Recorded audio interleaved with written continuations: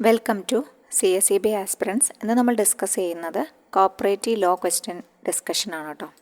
പുതിയ ക്വസ്റ്റ്യൻ പേപ്പറാണ് 1078/2026. അതായത് എക്സാം കണ്ടക്ട് ചെയ്തത് ജാനുവരി 25 കേട്ടോ. ജാനുവരി 25, 2026 നടന്ന ജൂനിയർ ക്ലർക്കിൻ്റെ ക്വസ്റ്റ്യൻ പേപ്പറാണ്. അതിലത്തെ cooperative law questions related facts സഹിതമാണ് നമ്മൾ പഠിക്കുന്നത്. എല്ലാ ഫാക്റ്റും നമ്മളിവിടെ ഡിസ്കസ് ചെയ്ത് പോകുന്നുണ്ട് കേട്ടോ. ഓക്കെ, അപ്പോൾ നമുക്ക് ക്വസ്റ്റ്യൻസിലേക്ക് കടക്കാം. കോപ്പറേറ്റീവ് ലോ വിശദമായിട്ട് നമ്മൾ പഠിപ്പിക്കുന്നുണ്ട്. അപ്പോൾ അതിൻ്റെ കൂടെ തന്നെ നമ്മൾ ചെയ്യുന്ന എല്ലാ ഫോൾഡറും PDF ഫോൾഡറും അവിടെ പെയ്ഡ് ഗ്രൂപ്പിൽ അവൈലബിൾ ആണ് കേട്ടോ. ഓക്കെ, ഇൻട്രസ്റ്റഡ് ആയ ആരെങ്കിലും ഉണ്ടെങ്കിൽ ഗ്രൂപ്പിൽ ജോയിൻ ചെയ്യണമെങ്കിൽ മെസ്സേജ് അയച്ച് ചോദിച്ച് ജോയിൻ ചെയ്യാം കേട്ടോ. ഓക്കെ, അപ്പോൾ നമുക്ക് ഒന്നാമത്തെ ക്വസ്റ്റ്യൻ നോക്കാം. An application for the registration of a cooperative society shall be sent to the registrar by dash. An application for the registration of a cooperative society shall be sent to the registrar by dash. Options നോക്കുകയാണെങ്കിൽ online, registered post, delivered to office in person, any of this അങ്ങനെയാണ് പറഞ്ഞിട്ടുള്ളത് കേട്ടോ. അതായത് application കൊടുക്കേണ്ടത് രജിസ്ട്രേഷൻ്റെ സമയത്ത് നമ്മൾ application form submit ചെയ്യുമ്പോൾ രജിസ്ട്രാർക്ക് ഏത് വിധേനയാണ് ഇത് എത്തിച്ചു കൊടുക്കേണ്ടതെന്നാണ്. അപ്പോൾ ഓൺലൈനായിട്ട് കൊടുക്കാൻ പറ്റുമോ, രജിസ്റ്റേർഡ് പോസ്റ്റായിട്ട് അയക്കുകയാണോ വേണ്ടത്, അതോ ഓഫീസിൽ കൊണ്ടുപോയിട്ട് ഇൻ പേഴ്സൺ ആയിട്ട് കൊടുക്കണോ എന്നാണ് ചോദിച്ചിട്ടുള്ളത്. അപ്പോൾ നമുക്ക് നോക്കാം. റൂൾ 3 വ്യക്തമായിട്ട് ഈ കാര്യം പറയുന്നുണ്ട്. റൂൾ 3 എന്താണ്? ആപ്ലിക്കേഷൻ ഫോർ രജിസ്ട്രേഷൻ ആണ്. അതിന് ശേഷം നമുക്ക് ആൻസർ മാർക്ക് ചെയ്യാം കേട്ടോ. റൂൾ 3 എന്താണ്? ആപ്ലിക്കേഷൻ ഫോർ രജിസ്ട്രേഷൻ ആണ്. അപ്പോൾ സബ് റൂൾ 1 എന്താ പറയണത്? Every application for registration of a society under subsection 1 section 6 shall be made in duplicate. 2 കോപ്പിയിലാണ് ഫോം നമ്പർ 1 ഇത് ചെയ്യുക. ഇത് അക്കമ്പനി ചെയ്യുന്നത് എന്തെല്ലാം കാര്യങ്ങളാണെന്ന് വെച്ചാൽ ഡ്യൂപ്ലിക്കേറ്റ് ആയിട്ട് വേണം ഫോം നമ്പർ 1 എല്ലാ ആപ്ലിക്കേഷനും കൊടുക്കാൻ. അപ്പോൾ ഈ ആപ്ലിക്കേഷൻ്റെ കൂടെ വെക്കേണ്ട കാര്യങ്ങളാണ് പറഞ്ഞിട്ടുള്ളത്. പ്രപ്പോസ്ഡ് ബൈലോയുടെ 3 കോപ്പി വെക്കണം. പ്രപ്പോസ്ഡ് ബൈലോയുടെ 3 കോപ്പി വെക്കണം കേട്ടോ. ഓക്കെ, അപ്പോൾ application form number 1 shawl be in duplicate ആയിരിക്കണം. 3 കോപ്പീസ് ഓഫ് പ്രപ്പോസ്ഡ് ബൈലോ വെക്കണം, 3 കോപ്പി. അതുപോലെ പണ്ടുണ്ടായിരുന്നൊരു പ്രൊവിഷനായിരുന്നു ബാങ്കിൻ്റെ, അതായത് ക്രെഡിറ്റ് ബാലൻസ് അറിയാവുന്ന സ്റ്റേറ്റ്മെൻറ്റ്. അത് പിന്നെ ഡിലീറ്റ് ചെയ്തിട്ടുണ്ട്. പക്ഷേ ഇപ്പോഴും നമ്മളത് ഓർത്തിരിക്കണം. എന്തുകൊണ്ടാണെന്ന് വെച്ചാൽ ചിലപ്പോൾ 4 ഓപ്ഷൻ തന്നിട്ട് അതായിരിക്കും ഒന്ന്. അപ്പോൾ നമുക്കത് റോങ് ആണെന്ന് മനസ്സിലാവണം. അതുകൊണ്ട് അതും കൂടി പഠിക്കണം കേട്ടോ. അതായത് certificate from the bank stating the credit balance. അവർക്ക് ഈ പ്രപ്പോസ്ഡ് സൊസൈറ്റിക്ക്, തുടങ്ങാൻ ഉദ്ദേശിക്കുന്ന സൊസൈറ്റിക്ക് എത്ര ക്രെഡിറ്റ് ബാലൻസ് ഉണ്ട് എന്ന് കാണിക്കുന്ന ഒരു സ്റ്റേറ്റ്മെൻറ്റ് ബാങ്കിൽ നിന്ന് വാങ്ങണമായിരുന്നു. ഇപ്പം അത് തൽക്കാലം ആ ഫസ്റ്റ് പ്രോസസ്സിൽ ഉൾപ്പെടുത്തിയിട്ടില്ല, പിന്നീടാണ് അത് ചോദിക്കുന്നത് കേട്ടോ. അപ്പോൾ ഫസ്റ്റ് പ്രോസസ്സിൽ നിന്ന് ഇപ്പോൾ അതിനെ ഒമിറ്റ് ചെയ്തിരിക്കുന്നു. അപ്പോൾ അതുകൊണ്ട് ആ ഒമിറ്റ് ചെയ്ത കാര്യം കൂടി നിങ്ങൾ പഠിച്ചു വെക്കുക. ചിലപ്പോൾ റോങ് വണ്ണോ അല്ലെങ്കിൽ പെടാത്തത് ഏതെന്നാണോ ചോദിക്കുക, അതായിരിക്കും. അപ്പോൾ 3 copies of the proposed bylaw വെക്കണം. പിന്നെ list of persons in duplicate 2 copy വെക്കണം. ഡ്യൂപ്ലിക്കേറ്റ് എന്ന് വെച്ചാൽ 2 കോപ്പി വെക്കണം. അതായത് കോൺട്രിബ്യൂഷൻ ഷെയർ ക്യാപിറ്റൽ എത്ര കൊടുത്തു എന്നറിയാൻ വേണ്ടിയിട്ട്. പിന്നെ അവരുടെ സ്കീം വെക്കണം കേട്ടോ. എക്കണോമിക് സൗണ്ട്നെസ് തെളിയിക്കുന്ന പ്രപ്പോസ്ഡ് സൊസൈറ്റി, ആരംഭിക്കാൻ ഉദ്ദേശിക്കുന്ന സൊസൈറ്റിയുടെ ഡീറ്റെയിൽസ് റിഗാർഡിങ് അവരുടെ എക്കണോമിക് സൗണ്ട്നെസ്, അതിനുള്ള സ്കീം വെക്കണം. പിന്നെ മറ്റു വല്ല ഇൻഫർമേഷൻസും ഡോക്യുമെൻസും, രജിസ്റ്റർ കോഡ് ഫീ സ്റ്റാമ്പ് 5 രൂപ, രജിസ്ട്രാർ പറയുന്ന മറ്റ് ഡോക്യുമെൻറ്റ്സ് എന്താണോ വെക്കണം. പിന്നെ കോഡ് ഫീ സ്റ്റാമ്പ് 5 രൂപ പതിക്കണം. വെറുതെ ആപ്ലിക്കൻസ് ആർ ഇൻഡിവിജ്വൽസ് ആണെങ്കിൽ എന്താ, not less than 25%. Different family എന്നുള്ള 25 ആൾക്കാരാണ് എന്ത് ചെയ്യുക, ഡിഫറെൻറ്റ് ഫാമിലിയിലുള്ളവരാണ് എന്ത് ചെയ്യുക, ആപ്ലിക്കേഷനിൽ സൈൻ ചെയ്യേണ്ടത് അല്ലേ. 25 മെമ്പേഴ്സിൽ കുറയാത്ത, പേഴ്സൺസ് ഫ്രം ഡിഫറെൻറ്റ് ഫാമിലി കുറയാത്ത ആൾക്കാർ എന്ത് ചെയ്യണം, ഇത് സൈൻ ചെയ്യണം. ഓക്കെ, അപ്പോൾ അങ്ങനത്തെ റെസ്ട്രിക്ഷൻസ് ഒക്കെ പറയുന്നത് എവിടെയാണ്? റൂൾ 3 എന്തെല്ലാം ചെയ്യണം എന്നുള്ളതിനെ കുറിച്ചിട്ടാണ് ആപ്ലിക്കേഷൻ ഫോർ രജിസ്ട്രേഷനിൽ പറയുന്നത് കേട്ടോ. ഓക്കെ, അതേപോലെ പറയുന്നതാണ് 5ാമത്തെ പോയിൻ്റായിട്ട് പറയുന്നതാണ്, the application shall be sent to the registrar by registered post or delivered in office in person എന്ന് 5 പറയുന്നുണ്ട് കേട്ടോ. Okay, the application shall be sent to the registrar by registered post or delivered in office in person എന്ന് പ്രത്യേകം പറയുന്നുണ്ട്. പിന്നെ അത് കൂടാതെ പറയുന്നത് എവറി ആപ്ലിക്കേഷൻ ഷാൾ ബി, അപ്പോൾ ഇവിടെ നമ്മുടെ ഓപ്ഷനിലുണ്ട് രജിസ്റ്റേർഡ് പോസ്റ്റ് ആവാം അല്ലെങ്കിൽ ഡെലിവേർഡ് ഓഫീസ് ഇൻ പേഴ്സൺ, ഇത് രണ്ടും ആവാം എന്ന് നമുക്ക് മനസ്സിലായി അല്ലേ. പിന്നെ വീണ്ടും അടുത്ത ഒരു ക്ലോസും കൂടി പറയുന്നുണ്ട്, നമുക്ക് നോക്കാം എവിടെയാണ്. Every application shall be accompanied by challan receipt വേണം, രജിസ്ട്രേഷൻ ഫീസ് അടച്ച റെസിപ്റ്റ് വേണം. അപ്പോൾ രജിസ്ട്രേഷൻ ഫീസ് എത്രയാണെന്ന് പഠിക്കണം. വിത്തിൻ്റെ താലൂക്കാണെങ്കിൽ 2500, taluk and above but less than a district ആണെങ്കിൽ 5000, ഡിസ്ട്രിക്റ്റ് മാത്രമാണെങ്കിൽ 6200, മോർ ദാൻ ഒരു ഡിസ്ട്രിക്റ്റിലും കൂടുതലുണ്ടെങ്കിൽ 12500 കേട്ടോ. സ്കൂൾ കോളേജിനാണെങ്കിൽ 100, SC ST വുമണ്ണാണെങ്കിൽ 500. എന്നാൽ അപ്പോൾ അതൊക്കെ ഇമ്പോർട്ടൻ്റ് ആണ് കേട്ടോ, നോക്കി വയ്ക്കുക. പിന്നെ every application for registration of a cooperative society shall be submitted and processed through online or on physical mode എന്നും പറഞ്ഞിട്ടുണ്ട്. അതായത് ഓൺലൈനായിട്ടും സബ്മിറ്റ് ചെയ്യാം, അല്ലെങ്കിൽ ഫിസിക്കൽ മോഡ് കൊണ്ടു കൊടുക്കലോ രജിസ്റ്റേർഡ് പോസ്റ്റ് എങ്ങനെ വേണമെങ്കിലും ആവാം എന്ന് പറഞ്ഞിട്ടുണ്ട്. അപ്പോൾ ഈ 3 കാര്യങ്ങളും ഇവിടെ പറയുന്നുണ്ട് കേട്ടോ. അതായത് സബ് റൂൾ 5-ലും പറയുന്നുണ്ട്, 7-ലും പറയുന്നുണ്ട്. അപ്പോൾ നിങ്ങൾക്ക് ക്ലിയർ ആയെന്ന് വിചാരിക്കുന്നു. അപ്പോൾ നമ്മുടെ ഉത്തരം ഏതാണ് നമുക്ക് എടുക്കാൻ പറ്റുന്നത്? രണ്ടും ഉണ്ട്. അപ്പോൾ അതുകൊണ്ട് എനി ഓഫ് ദിസ്, ഇതിലേതെങ്കിലും ഒന്ന് മതി അല്ലേ, ഏതെങ്കിലും ഒന്ന് മതി. ഒന്നുകിൽ രജിസ്റ്റേർഡ് പോസ്റ്റായിട്ട് അയക്കാം, അല്ലെങ്കിൽ ഓൺലൈനായിട്ട് അയക്കാം, അല്ലെങ്കിൽ delivered in to office in പേഴ്സണായിട്ട് കൊണ്ടുകൊടുക്കാം. അതാണ് പറയുന്നത്. ഇതെല്ലാം പ്രസ്താവിക്കുന്നത് റൂൾ 3-ലാണ്. ആപ്ലിക്കേഷൻ ഫോർ രജിസ്ട്രേഷൻ ആണെന്ന് ഓർത്ത് വയ്ക്കുക കേട്ടോ. ഓക്കെ, അപ്പോൾ രജിസ്ട്രേഷൻ്റെ കൂടെ കൊടുക്കാനുള്ള എന്തെല്ലാം സാധനങ്ങൾ നമ്മൾ പേപ്പേഴ്സ് കൊടുക്കണം എന്നും കൂടി നമ്മൾ ഈ റൂൾ 3-ൽ മെൻഷൻ ചെയ്തിട്ടുണ്ട്. അതും കൂടി നമ്മൾ ഡിസ്കസ് ചെയ്തിട്ടുണ്ട്. ഓക്കെ, അത് മനസ്സിലായിട്ടുണ്ടാവുമെന്ന് വിചാരിക്കുന്നു. അപ്പോൾ നമുക്ക് സെക്കൻഡ് ക്വസ്റ്റ്യനിലേക്ക്. ഇപ്പോൾ ഇവിടെ ആൻസറായിട്ട് വരുന്നത് എനി ഓഫ് ദീസ് ആണ് ഇവിടെ ആൻസറായിട്ട് വരുന്നത് കേട്ടോ. ഓക്കെ, നെക്സ്റ്റ് ക്വസ്റ്റ്യനിലേക്ക് പോവാം. നെക്സ്റ്റ് ക്വസ്റ്റ്യൻ വന്നിട്ടുള്ളത് a cooperative society shall receive deposits and loans only to such extent and under such conditions as may be prescribed in the dash. എവിടെയാണ് പ്രിസ്ക്രൈബ് ചെയ്തിട്ടുള്ളതെന്നാണ് കേട്ടോ. A cooperative society shall receive ഡെപ്പോസിറ്റ്സുകളും അതുപോലെ ലോൺസും ഏത് extent വരെ, അതിൻ്റെ കണ്ടീഷൻസിനെ കുറിച്ച് എവിടെയാണ് പ്രിസ്ക്രൈബ് ചെയ്തിട്ടുള്ളത്? ആക്റ്റിലാണോ, റൂൾസിലാണോ, ബൈലോസിലാണോ, അതോ സർക്കുലേഴ്സ് ഇഷ്യൂഡ് ബൈ ദ രജിസ്ട്രാറാണോ? സെക്ഷൻ 58 റെസ്ട്രിക്ഷൻ ഓൺ ബോറോയിങ്സ് കേട്ടോ. സെക്ഷൻ 58 റെസ്ട്രിക്ഷൻ ഓൺ ബോറോയിങ്സിൽ കറക്റ്റായിട്ട് പറഞ്ഞിട്ടുണ്ട്. A society shall receive deposits and loans only to such extent. Okay, only to such extent and under such conditions as may be prescribed or as may be specified in the bylaws എന്ന് പറഞ്ഞിട്ടുണ്ട് കേട്ടോ. അപ്പോൾ in the bylaws ആണ് ഉത്തരമായിട്ട് വരുന്നത്. In the bylaws ആണ് നമുക്കിവിടെ ഉത്തരമായിട്ട് എടുക്കാൻ പറ്റുക. ഓക്കെ, ഇതേ സെൻറ്റൻസ് ആണ് ആക്റ്റിൽ നമുക്ക് കണ്ടത്. അപ്പോൾ അതുകൊണ്ട് നമുക്ക് ഇൻ ദ ബൈലോസ് എടുക്കാം. A cooperative society shall receive deposits and loans only to such extent and under such conditions as may be prescribed or as may be specified in the bylaws. Okay, അപ്പോൾ ഇത് section 58 restriction on borrowings എന്ന് പറഞ്ഞ സെക്ഷനിലാണ് പറഞ്ഞിട്ടുള്ളത് കേട്ടോ. Okay, next question നോക്കാം.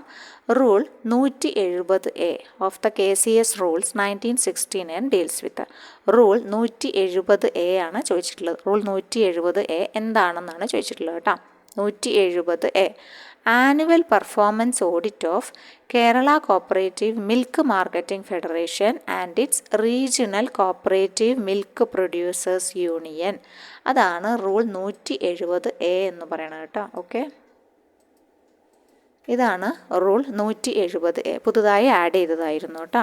The annual performance audit of Kerala cooperative milk marketing federation and it's regional cooperative milk producers union എന്നത് എന്താണ്? Newly add ചെയ്ത ഭാഗമാണ്.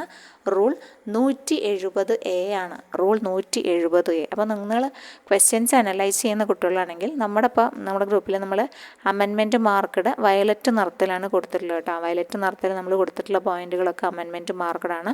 അപ്പോൾ നമ്മൾ PYQ നോക്കുമ്പോൾ തന്നെ ഇപ്പോൾ അടുത്തുള്ള എല്ലാ എക്സാമുകളിലെ PYQസിലും നമ്മൾ നോക്കുമ്പം നമ്മുടെ വയലറ്റ് ഭാഗത്തു നിന്നുള്ള ക്വസ്റ്റ്യൻസ് ആയിരിക്കും കൂടുതലും കാണാൻ കഴിയും. അപ്പോൾ നിങ്ങൾ എന്താ ചെയ്യുക വെച്ചാൽ PDF റീഡ് ചെയ്യുമ്പം ആ ഒരു വയലറ്റ് ഭാഗമുള്ളതിനൊന്ന് ഹൈലൈറ്റ് കൊടുത്ത് വായിക്കാൻ ശ്രമിക്കുക കേട്ടോ. അപ്പോൾ നിങ്ങൾക്ക് പെട്ടെന്ന് എന്ത് ചെയ്യാൻ പറ്റും? ക്യാച്ച് ചെയ്യാൻ പറ്റും. മറ്റു ഭാഗങ്ങളിൽ നിന്ന് ചോദ്യം വരില്ല എന്നല്ല പറഞ്ഞത്. കൂടുതലായിട്ടും കണ്ടുവരുന്നത് പുതിയ ഫാക്റ്റുകളാണ്. ന്യൂലി ആഡഡ് എന്ന് പറഞ്ഞിട്ട് നമ്മൾ മാർക്ക് ചെയ്ത് പിന്നെ കൊടുത്തിട്ടുണ്ട്. കളർ മാറ്റം വന്നിട്ടുണ്ട്. വയലറ്റ്, ആ വയലറ്റ് മാത്രം നമ്മൾ നോക്കി പഠിച്ചാലും നമുക്ക് കോപ്പറേറ്റീവ് പോലെ കുറച്ചധികം ക്വസ്റ്റ്യൻസ് നമുക്ക് എന്ത് ചെയ്യാൻ പറ്റും? ആൻസർ ചെയ്യാൻ പറ്റും കേട്ടോ. ഓക്കെ, അപ്പോൾ ഡിസ്കഷനിലേക്ക് നമ്മൾ എടുക്കുമ്പോൾ തന്നെ നമുക്ക് മനസ്സിലാവുന്ന കാര്യമാണ്. അതുകൊണ്ടാണ് പറഞ്ഞത്. നിങ്ങൾ ഒന്നും മുഴുവൻ പഠിച്ചു കഴിഞ്ഞിട്ടില്ല, ചില ചാപ്റ്ററുകൾ ഞങ്ങൾ മുഴുവൻ എത്തിയിട്ടില്ല, അങ്ങനെ നോക്കാതിരിക്കേണ്ട. അപ്പോൾ ഈ അമെൻമെൻറ്റ് ഭാഗം മാത്രം, അതായത് ഈ വയലറ്റ് ഭാഗം മാത്രം നിങ്ങൾ എന്ത് ചെയ്യുക? വേഗം ഓടിച്ച് പഠിച്ചു പോവുക കേട്ടോ. ഓക്കെ, അപ്പോൾ നിങ്ങൾക്ക് ആ ഭാഗത്തുനിന്ന് ക്വസ്റ്റ്യൻ വന്നു കഴിഞ്ഞാൽ കിട്ടുകയും ചെയ്യും. ഇനി പുറത്തുനിന്നാണെങ്കിൽ പിന്നെ നിങ്ങൾക്ക് ഡീപ്പായിട്ട് പഠിക്കണം. ഓക്കെ, അപ്പം അങ്ങനെയെങ്കിലും നോക്കാൻ ശ്രമിക്കുക എന്നാണ് നമ്മൾ പറഞ്ഞത് കേട്ടോ.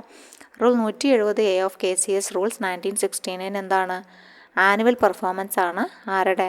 Kerala cooperative milk marketing federation, അതായത് മിൽമയുടെയും അതുപോലെ അതിൻ്റെ റീജിയണൽ കോപ്പറേറ്റീവ് മിൽക്ക് പ്രൊഡ്യൂസേഴ്സ് യൂണിയൻ്റെ കേട്ടോ. ഓക്കെ, മിൽമയുടെയും അതിന് അത് ചെയ്യുന്നത് എൻട്രസ്റ്റ് ചെയ്യുന്നത് ആരാണ്? അപ്രൂവ്ഡ് ഏജൻസി ഓർ ഇൻഡിവിജ്വൽസ് ആണ് ആനുവൽ പെർഫോമൻസ് ഓഡിറ്റ് കണ്ടക്ട് ചെയ്യുന്നത് കേട്ടോ. ആനുവൽ പെർഫോമൻസ് ഓഡിറ്റ് കണ്ടക്ട് ചെയ്യുന്നത് ആരാണ്? Entrusted to an approved agency or individuals. അതിന് കുറച്ചധികം കണ്ടീഷൻസൊക്കെ പറഞ്ഞിട്ടുണ്ട്. ഇന്നയാൾക്ക് പറ്റും, ഇന്നയാൾക്ക് പറ്റില്ല എന്നൊക്കെ ധാരാളം പറഞ്ഞിട്ടുണ്ട് കേട്ടോ. ഓക്കെ, അപ്പോൾ നമ്മളത് ഒരുപാടുണ്ട്, അത് നമ്മൾ ഉൾപ്പെടുത്തിയിട്ടില്ല. പിന്നെ രണ്ടാമത്തേതായിട്ട് പറയുന്നത് ഫീസ് ഓർ റെമ്യൂണറേഷൻ. ഇതിൻ്റെ പെർഫോമൻസ് ഓഡിറ്റിന് ഫിക്സ് ചെയ്യുന്നത് ഫങ്ഷണൽ രജിസ്ട്രാറാണ്. ഡയറിക്ക് ഒരു ഫങ്ഷണൽ രജിസ്ട്രാർ ഉണ്ടല്ലോ, അവരാണ് ഈ ഒരു പെർഫോമൻസ് ഓഡിറ്റിന്, ആനുവൽ പെർഫോമൻസ് ഓഡിറ്റ് ഇവരുടെ പ്രത്യേകതയാണ്, ഡയറീസിൻ്റെ പ്രത്യേകതയാണ്. അപ്പോൾ ഈ ഫീസ് ആനുവൽ പെർഫോമൻസ് ഓഡിറ്റ് എന്ന വാക്കാണ്. അപ്പോൾ പെർഫോമൻസ് ഓഡിറ്റിന് വേണ്ടിയിട്ടുള്ള ഫീസ് അല്ലെങ്കിൽ റെമ്യൂണറേഷൻ ഫിക്സ് ചെയ്യുന്നത് ഫങ്ഷണൽ രജിസ്ട്രാറാണ്. സമയാസമയങ്ങളിൽ അതാത് കാലങ്ങളിൽ ഡയറിയുടെ ഫങ്ഷണൽ രജിസ്ട്രാറാണെന്ന് ഓർത്ത് വെച്ചോളൂ. അപ്പെക്സ് സൊസൈറ്റി ഷോൾ പ്രിപ്പയർ ഒരു പാനൽ ഓഫ് എക്സ്പേർട്ടിനെ or agencies within 1 month from the end of every financial year and submit to the registrar dairy for approval. എന്നിട്ട് ഡയറിയുടെ അപ്രൂവലിന് വേണ്ടി വെക്കുക ചെയ്യുക. രജിസ്ട്രാർ ഡയറിയുടെ അപ്രൂവലിന് വേണ്ടി വെക്കുക ചെയ്യും. അപ്പെക്സ് സൊസൈറ്റി എന്ത് ചെയ്യും? പാനൽ ഓഫ് എക്സ്പേർട്സിനെ അല്ലെങ്കിൽ ഏജൻസി ആയാലും മതി, 1 മാസത്തിനകം within 1 month from the end of സാമ്പത്തിക വർഷം അവസാനിച്ച് 1 മാസത്തിനകം എന്ത് ചെയ്യും? അപ്പെക്സ് സൊസൈറ്റി കണ്ടുപിടിച്ചിട്ട് എന്ത് ചെയ്യണം? ഒരു പാനൽ ഓഫ് എക്സ്പേർട്ടിനെ അല്ലെങ്കിൽ ഏജൻസീസിനെ എന്ത് ചെയ്യണം? ലിസ്റ്റ് തയ്യാറാക്കിയിട്ട് രജിസ്ട്രാർ ഡയറിയുടെ രജിസ്ട്രാർ മുൻപാകെ സബ്മിറ്റ് ചെയ്യുകയാണ് ചെയ്യുക കേട്ടോ. പിന്നെയും കുറേ പ്രൊസീജിയർ നടപടിക്രമങ്ങൾ അവിടെ പറയുന്നുണ്ട്. അപ്പോൾ നമ്മുടെ ഉത്തരം വന്നിട്ടുള്ളത് നമ്മുടെ ഇത് മാത്രമേ ചോദിച്ചിട്ടുള്ളൂ, 170A ആണ് ചോദിച്ചിട്ടുള്ളത്. അത് അവരുടെ ആനുവൽ പെർഫോമൻസ് ഓഡിറ്റാണ്, മിൽമേഡിയും പിന്നെ അവരുടെ താഴെയുള്ള റീജിയണൽ കോപ്പറേറ്റീവ് മിൽക്ക് പ്രൊഡ്യൂസേഴ്സ് യൂണിയൻ്റെ കേട്ടോ. ഓക്കെ, നെക്സ്റ്റ് ക്വസ്റ്റ്യൻ നോക്കാം നമുക്ക്. An application to register an amendment of bylaws of a cooperative society shall be disposed by the registrar within dash from the date of receipt of the application. അപ്പോൾ വന്നിട്ടുള്ളത് amendment of ബൈലോയുടെ time limit, dispose ചെയ്യേണ്ട കാലാവധിയാണ് ചോദിച്ചിട്ടുള്ളത്.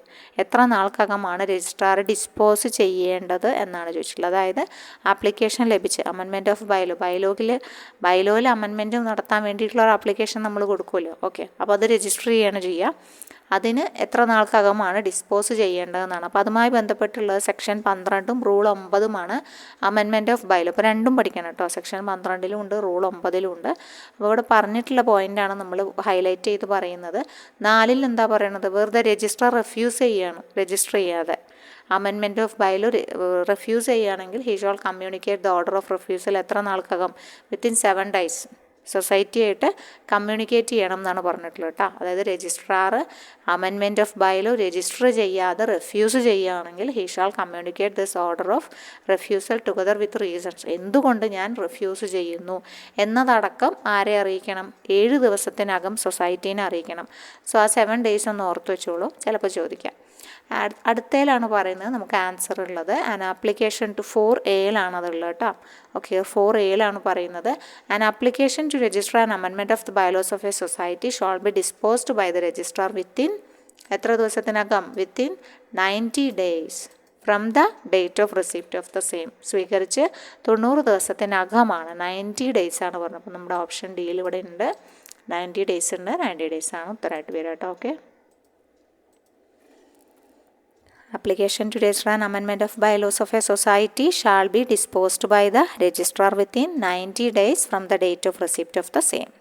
ഇനി 4Bയിൽ എന്താ പറയണത്? വേറെ application to register an amendment of the bylaws of a society dispose ചെയ്തില്ല ഈ പറഞ്ഞത് 90 ദിവസത്തിനകം എങ്കിൽ അവർക്ക് എന്ത് ചെയ്യാൻ പറ്റും? ഒരു നിവേദനം സമർപ്പിക്കാം, റെപ്രസെൻറ്റേഷൻ ഫയൽ ചെയ്യാൻ പറ്റും. ആർക്കാണ് റെപ്രസെൻറ്റേഷൻ ഫയൽ ചെയ്യേണ്ടത്?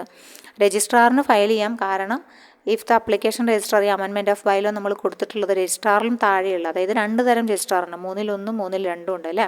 3-1 വലിയ, അതായത് തിരുവനന്തപുരത്തിരിക്കണ വലിയ രജിസ്ട്രാർ. 3-2 ആണെങ്കിൽ ഡെലിഗേറ്റ് ചെയ്ത പവേഴ്സ് കിട്ടിയിട്ടുള്ള രജിസ്ട്രാർ ആയിരിക്കും. അപ്പോൾ ഡെലിഗേറ്റ് ചെയ്ത പവേഴ്സ് കിട്ടിയ രജിസ്ട്രാറാണ് റിഫ്യൂസ് ചെയ്തതെങ്കിൽ നമുക്ക് മുകളിലുള്ള ഒറ്റ വലിയ രജിസ്ട്രാറോട് നമുക്ക് പരാതി കൊടുക്കാം. അല്ല രജിസ്ട്രാർ അല്ല ഗവൺമെൻറ്റാണ്, രജിസ്ട്രാറാണ് നമ്മുടെ നിരസിച്ചെങ്കിൽ നമുക്ക് ഗവൺമെൻറ്റിന് പരാതി കൊടുക്കാം. ഓക്കെ, അതാണ് പറയുന്നത് കേട്ടോ. As the case may be ഏതാണെങ്കിലും ഷോൾ വിത്തിൻ 60 daysനകം നമുക്ക് എന്ത് ചെയ്യണം? within 60 days from the date of receipt of such representation, issue directions to the authority concerned to dispose of the same. പ്രത്യേകം പറയണം, ഈ റെപ്രസെൻറ്റേഷൻ അങ്ങോട്ട് ഫയൽ ചെയ്യാൻ നമ്മളോട് സമയപരിധി പറയുന്നില്ല. തിരിച്ച് ഡിസ്പോസൽ അവർ ഡിസ്പോസ് ചെയ്യേണ്ടതാണ് 60 days കേട്ടോ, തെറ്റിദ്ധരിക്കരുത്.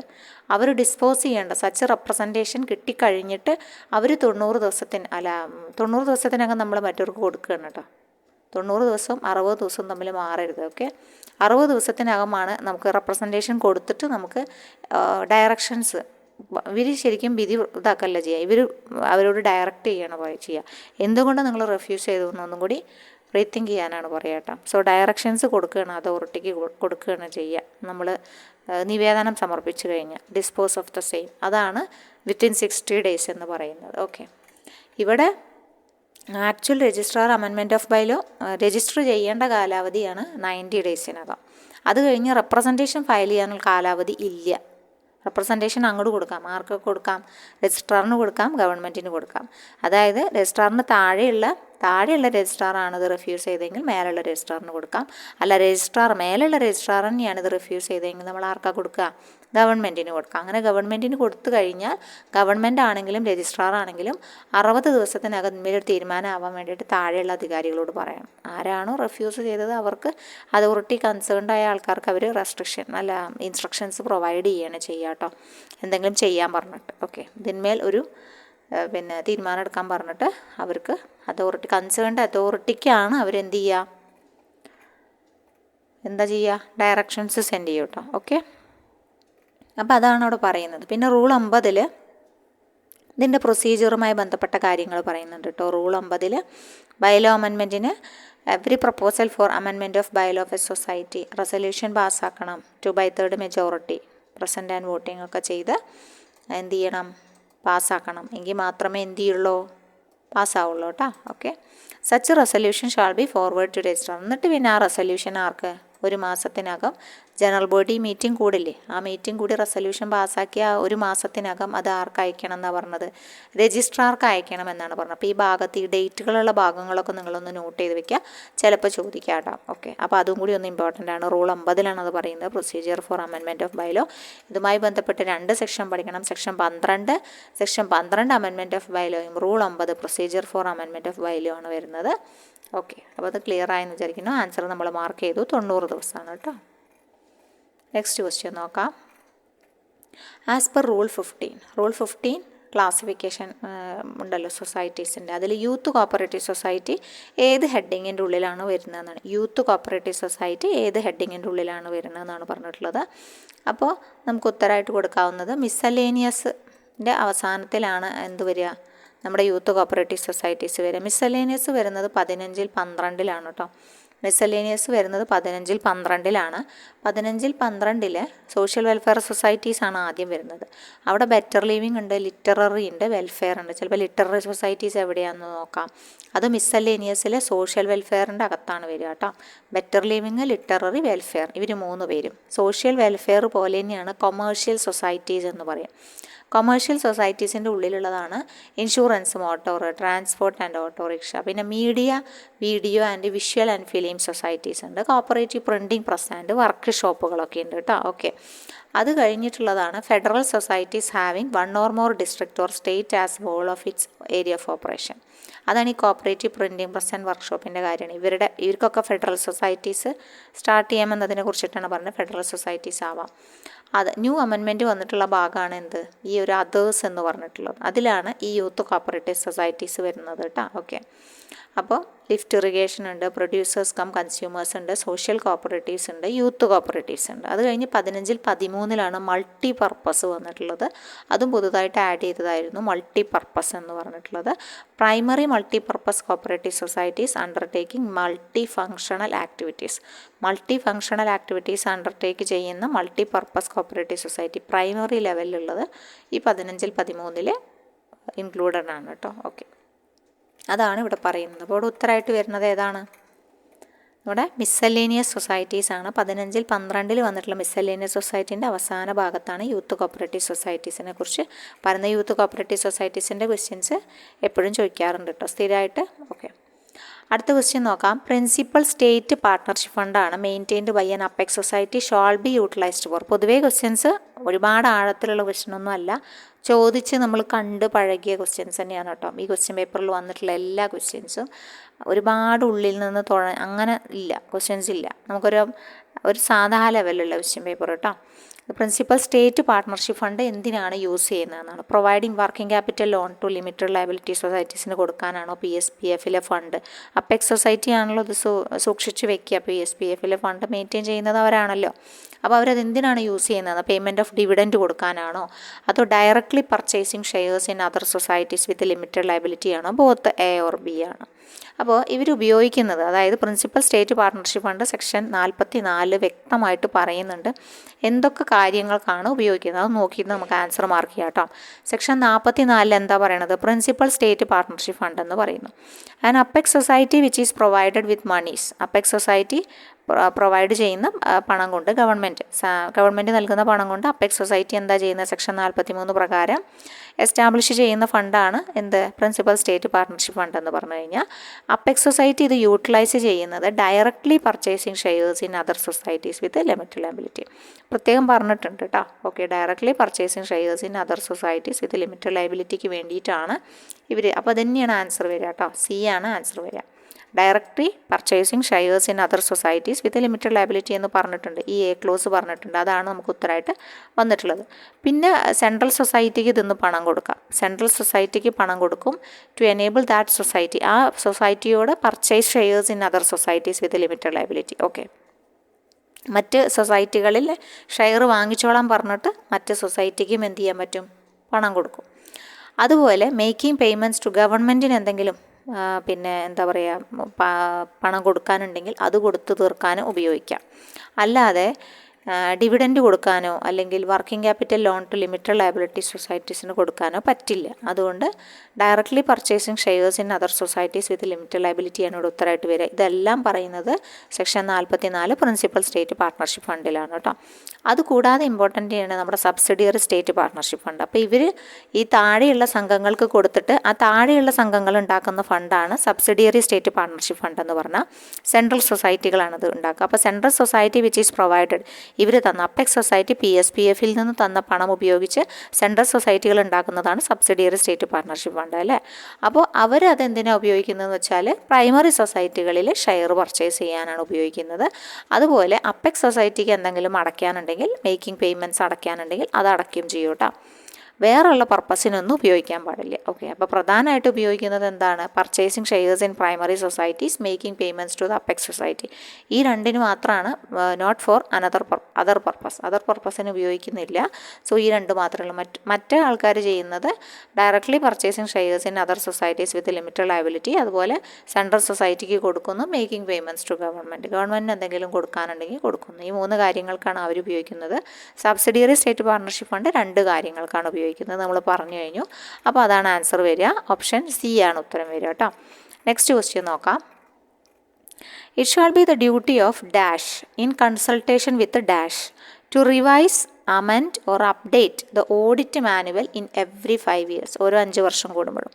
അപ്പോൾ നമ്മുടെ DCAയുടെ ഭാഗത്തുള്ള ക്വസ്റ്റ്യനാണ്. സെക്ഷൻ 63 ആണ് DCA, director of cooperative audit എന്നത് അല്ലേ. അവിടെ കറക്റ്റായിട്ട് പറഞ്ഞിട്ടുള്ളതാണ്. 4 തന്നെ പറഞ്ഞിട്ടുണ്ട് കേട്ടോ. It shall be the duty of the managing committee, okay, to audit the accounts of every society at least once in every ഇയറിൽ നിർബന്ധമായിട്ടും ഓഡിറ്റ് നടത്തണം എന്നത് ആരുടെ ഡ്യൂട്ടിയാണ്? മാനേജിങ് കമ്മിറ്റിയുടെ ഡ്യൂട്ടിയാണെന്ന് പറഞ്ഞിട്ടുണ്ട്. Okay, provided that the accounts of every society shall B audited within 6 months, അതായത് സാമ്പത്തിക വർഷം അവസാനിച്ച് 6 മാസത്തിനകം എന്ത് ചെയ്യണം? To which such account relate, അതുമായി ബന്ധപ്പെട്ടിട്ടുള്ള ഇതൊക്കെ ഓഡിറ്റ് ചെയ്യണം അല്ലേ. Provided further that in the case of those societies, അതായത് ഇൻകം ടാക്സ് ഫയൽ ചെയ്യുന്ന സൊസൈറ്റികളാണെങ്കിൽ അവരുടെ financial statement shall be duly certified, auditor certify ചെയ്യണം കേട്ടോ, within 3 months from the end of the financial year. സാമ്പത്തിക വർഷം അവസാനിച്ച് 3 മാസത്തിനകം ഓഡിറ്റർ എന്ത് ചെയ്യണം? സർട്ടിഫൈ ചെയ്യണം എന്നാണ് പറഞ്ഞത്. ഇൻകം ടാക്സ് ഫയൽ ചെയ്യുന്ന ആൾക്കാരാണെങ്കിൽ അവരുടെ ഫിനാൻഷ്യൽ സ്റ്റേറ്റ്മെൻറ്റ്. അപ്പോൾ ഈ ഒരു 3 months പ്രത്യേകം നോട്ട് ചെയ്യുക, ചിലപ്പോൾ ചോദിക്കാൻ സാധ്യതയുണ്ട്.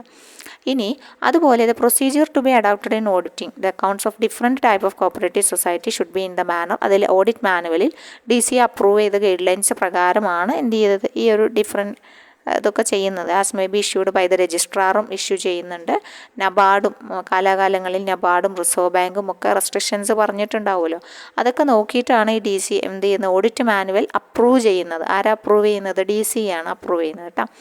അപ്പോൾ അത് പറഞ്ഞു. ഇനി it shall be duty of the DCA in consultation, രജിസ്ട്രാറോട് കൺസൾട്ട് ചെയ്തതിന് ശേഷം ഈ ഒരു ഓഡിറ്റ് മാനുവൽ റിവൈസ് ചെയ്യുന്നു, അമെൻഡ് ചെയ്യുന്നു, അപ്ഡേറ്റ് ചെയ്യുന്നു. ആര്? DCA. ഇന്ന് എവറി 5 years, ഓരോ 5 വർഷം കൂടുമ്പോഴും കേട്ടോ. അപ്പോൾ അതാണ് പറയുന്നത്, it shall be the duty of the DCA in consultation with registrar. It shall be duty of the, ആരുടെ ഡ്യൂട്ടിയാണ്? Director of cooperative audit in consultation with registrar. അപ്പോൾ നമ്മുടെ ഓപ്ഷൻ C ആണ് ഇവിടെ വരിക കേട്ടോ. അപ്പോൾ തിരിഞ്ഞു പോകരുത്. ആദ്യം DCA പിന്നെ രജിസ്ട്രാർ കേട്ടോ. ആദ്യം രണ്ടും കൊടുത്തിട്ടുണ്ട്, കാരണം രജിസ്ട്രാർ DCA എന്നും ഇവിടെ കൊടുത്തിട്ടുണ്ട്, DCA രജിസ്ട്രാർ എന്നും കൊടുത്തിട്ടുണ്ട്. അപ്പോൾ അത് നമ്മൾ തിരിഞ്ഞു പോകാനുള്ള സാധ്യത. Shall be the duty of the DCA in consultation with consult ചെയ്യുന്നത് രജിസ്ട്രാറെയാണ്. To revise amend or update the audit manual every 5 years. ഈ 5 years പഠിക്കണം. ചിലപ്പോൾ 5 years ആവും, നമുക്ക് എന്ത് ചെയ്യാം, ഇതുപോലെ ചോദിക്കാം. ഓക്കെ, അപ്പോൾ അതാണ് ഇത്രയേ ഉള്ളൂ കേട്ടോ. പിന്നെ അടുത്തൊരു പോയിന്റ് നമ്മൾ കൊടുത്തിട്ടുണ്ട്, അപ്പോൾ അവിടെ ജസ്റ്റ് നോക്കിയിട്ട് പോകാം. Notwithstanding anything contained in any other law. എന്താണ് പറഞ്ഞിട്ടുണ്ടെങ്കിലും audit certificate issued by the DCA അല്ലെങ്കിൽ or by any officer authorised by him, അല്ലെങ്കിൽ അദ്ദേഹം ഓതറൈസ് ചെയ്യുന്ന ആരും, ഷോൾ ബി വാലിഡ് ആണ് ഫോർ ഓൾ പർപ്പസസ്, എല്ലാ പർപ്പസിലും. അതായത് സ്റ്റേറ്റ് ഗവൺമെൻറ്റിലേക്കോ അല്ലെങ്കിൽ നോൺ ഗവൺമെൻറ്റൽ അതോറിറ്റീസിനോ ഫയൽ ചെയ്യാൻ വളരെ ആപ്റ്റായിട്ടുള്ള, അല്ലെങ്കിൽ ഇവർ ഓതറൈസ് ചെയ്തത് DCA അല്ലെങ്കിൽ DCAയുടെ ഓഫീസർ ഓതറൈസ് ചെയ്തത് വാലിഡ് ആണ് എന്നാണ് പറയുന്നത് കേട്ടോ. Okay, the director of cooperative audit ആരുടെ അണ്ടറിലാണെന്ന് പ്രസ്താവിക്കുന്നു? രജിസ്ട്രാർ ഓഫ് കോപ്പറേറ്റീവ് സൊസൈറ്റീസിൻ്റെ അണ്ടറിലാണെന്ന് സബ്സെക്ഷൻ 7 പറയുന്നത്. ഒന്ന് നോട്ട് ചെയ്തോളൂ കേട്ടോ. ചിലപ്പോൾ എവിടെയാണെന്ന് ചോദിക്കാം. 63(7) അത് പറയുന്നത് കേട്ടോ. 63(7) പറയുന്നത് DCA ആരുടെ കീഴിലാണ്, ആരുടെ അണ്ടറിലാണെന്ന് പറയുന്നു? Under the control of the registrar എന്ന് പറയുന്നത് 63(7) ജസ്റ്റ് ഓർത്ത് വയ്ക്കാം. അപ്പോൾ ഉത്തരമായിട്ട് നമ്മൾ മാർക്ക് ചെയ്തതാണ് DCA രജിസ്ട്രാറാണ് വരുന്നത്. തിരിഞ്ഞു പോകരുത് കേട്ടോ. ഓക്കെ, നമുക്ക് അടുത്ത ക്വസ്റ്റ്യൻ നോക്കാം. If the enquiry under section 65 of the KCS Act 1969 reveals any offence under section 94 of the Act, the inquiry officer shall prepare a special report and submit to the dash and a copy forward to dash simultaneously for further investigation. Okay, അപ്പോൾ ഇത് കുറച്ച് ഒരു ഉള്ളിൽ നിന്നുള്ള ക്വസ്റ്റ്യനാണെന്ന് വേണമെങ്കിൽ പറയാമല്ലേ. അപ്പോൾ section 65 inquiry conduct ചെയ്യുമ്പോൾ section 94 എന്താണ്? ഒഫൻസസിനെ കുറിച്ചിട്ടാണ് പറയുന്നത് കേട്ടോ. എൻക്വയറി ഓഫീസേഴ്സ് പിന്നെ എൻക്വയറി ഓഫീസർ ഈ ഒരു സ്പെഷ്യൽ റിപ്പോർട്ട് സബ്മിറ്റ് ചെയ്യേണ്ടത് ആർക്കാണ്, എന്നിട്ട് അതിൻ്റെ കോപ്പി ആർക്കാണ് കൊടുക്കേണ്ടതെന്നാണ് ചോദ്യം വന്നിട്ടുള്ളത്. അപ്പം സെക്ഷൻ 65 ഒന്ന് പഠിച്ചാൽ മാത്രമേ നമുക്കത് മനസ്സിലാവുള്ളൂ അല്ലേ. ഓക്കെ, ഒഫൻസിനെ കുറിച്ച് പറയുന്നത് 94 അവിടെ നമുക്ക് ഒഫൻസസ് മാത്രമേ കാണാൻ പറ്റുള്ളൂ, ആർക്ക് കൊടുക്കണം എന്നൊന്നും കാണാൻ പറ്റില്ല കേട്ടോ. ഇവിടെ പറയുന്നത് രജിസ്ട്രാർ നടത്തുന്ന ഇൻക്വയറിയാണ് സെക്ഷൻ 65. ഓക്കെ, സൂപ്പർവിഷനും അങ്ങനത്തെ കുറേ കാര്യങ്ങളുണ്ട്. അപ്പോൾ അത് ഇവിടെ നടത്തുന്ന രജിസ്ട്രാർ ഇൻക്വയറിയാണ് സെക്ഷൻ 65 ഇൻക്വയറി. അവിടെ പറയുന്ന ഒരു കാര്യമാണ് 2A പറയുന്നുണ്ട്. When an inquiry made under this section reveals any defect the registrar or the person അല്ലെങ്കിൽ the persons authorised by him, അല്ലെങ്കിൽ അദ്ദേഹം ഓതറൈസ് ചെയ്യുന്ന ആരെങ്കിലും ഒരു ഇൻക്വയറി കണ്ടക്ട് ചെയ്യും അല്ലേ. അപ്പോൾ ഒരു ഡീറ്റെയിൽഡ് ഇൻക്വയറി റിപ്പോർട്ട് ഇതിൻ്റെ ഡിഫക്ട്സുമായി സംബന്ധിച്ചിട്ട്, അല്ലെങ്കിൽ എത്ര മിസ്അപ്രോപ്രിയേഷൻ നടന്നു, എത്ര ലോസസ്, എത്ര നഷ്ടം സൊസൈറ്റിക്ക് ഉണ്ടായി, അതിൻ്റെ ക്വാണ്ടിഫിക്കേഷൻ, അളവ്, ഇൻഡിവിജ്വൽ ലയബിലിറ്റി എത്രത്തോളമാണ്, എത്രയ്ക്കാണ് ആൾക്കാർ എടുത്തിട്ടുള്ളതെന്നൊക്കെ ഉണ്ടാവില്ലേ. അത് ഒഫൻസിൽ സെക്ഷൻ 94 ഒഫൻസിൽ ഉണ്ടായിരിക്കും. അപ്പോൾ എൻക്വയറി ഓഫീസർ ഒരു സ്പെഷ്യൽ റിപ്പോർട്ട് പ്രിപ്പയർ ചെയ്യും ഒഫൻസിന് വേണ്ടിയിട്ട്. ഒഫൻസ് കൊടുക്കണം, അതിന് സബ്മിറ്റ് ചെയ്യും. ആർക്കാണ് സബ്മിറ്റ് ചെയ്യുക? രജിസ്ട്രാർക്കാണ് സബ്മിറ്റ് ചെയ്യുക. And he shall forward a copy simultaneously to the police or the vigilance officer. ആദ്യം രജിസ്ട്രാർക്കാണ് കൊടുക്കുക. ആരാണ് കൊടുക്കുന്നത്? എൻക്വയറി ഓഫീസറാണ് കൊടുക്കുന്നത്. എൻക്വയറി ഓഫീസർ ആദ്യം പ്രസൻറ്റ് ചെയ്യുന്നത് രജിസ്ട്രാറിനാണ്. രജിസ്ട്രാർ അത് അപ്പം തന്നെ സൈമൾട്ടേനിയസ് ആയിട്ട് തന്നെ കോപ്പി ആർക്കൊക്കെ ഫോർവേഡ് ചെയ്യും? പോലീസിനും വിജിലൻസ് ഓഫീസറിനും. അപ്പോൾ 4 വ്യക്തികൾ വരുന്നുണ്ട്. ആദ്യം ഇത് തുടങ്ങുന്നത് എൻക്വയറി ഓഫീസറാണ്. എൻക്വയറി ഓഫീസർ രജിസ്ട്രാറിന് കൊടുക്കുന്നു. രജിസ്ട്രാർ അത് ആർക്കൊക്കെ കൊടുക്കുന്നു? പോലീസിനും അതുപോലെ വിജിലൻസ് ഓഫീസറിനും. ഫർദർ ഇൻവെസ്റ്റിഗേഷൻ വേണമല്ലോ. ഒഫൻസ് പിന്നെ കൊടുത്താൽ മാത്രം പോരാ, അതുമായി കേസ് തെളിയിക്കണം. അപ്പോൾ വിജിലൻസിന് കൈമാറും. അപ്പോൾ പോലീസിനും വിജിലൻസിനും കൊടുക്കണം കേട്ടോ. ഓക്കെ, അപ്പോൾ ഈ 4 ആളെയും കണക്ട് ചെയ്ത് വെക്കുക സെക്ഷൻ 65 ബന്ധപ്പെട്ട് inquiry by the registrar. Okay, അപ്പോൾ ഇവിടെ ഏതാണ് ഉത്തരം വരിക? ആദ്യം കൊടുക്കുന്നത് രജിസ്ട്രാറിനാണ്. സ്പെഷ്യൽ റിപ്പോർട്ട് പ്രിപ്പയർ ചെയ്യുന്നത് ഇൻക്വയറി ഓഫീസറാണ്. എന്നിട്ട് അത് ആർക്ക് കൊടുക്കും? രജിസ്ട്രാറിന് കൊടുക്കും. രജിസ്ട്രാർ അത് ഒരേ സമയം പോലീസിനും വിജിലൻസ് ഓഫീസർക്കും കൊടുക്കും. അതുകൊണ്ട് ഇവിടെ ഓപ്ഷൻ ഡി ആണ് ഉത്തരമായിട്ട് വരിക കേട്ടോ. ഓക്കെ, നെക്സ്റ്റ് ക്വസ്റ്റ്യൻ നോക്കാം. An arbitration shawl pass an award within dash in accordance with the provisions of Kerala cooperative societies act and rules 1916. അപ്പോൾ ആരാണ് ആർബിട്രേറ്റർ എന്ന് പറഞ്ഞാൽ? ആർബിട്രേറ്റർ തർക്കം പരിഹരിക്കുന്ന ആളാണ് അല്ലേ ആർബിട്രേറ്റർ. നമ്മൾ കോപ്പറേറ്റീവ് ആർബിട്രേഷൻ കോർട്ടിനും തർക്കങ്ങളുണ്ടെങ്കിൽ കൊടുക്കും, രജിസ്ട്രാറിനും കൊടുക്കും അല്ലേ.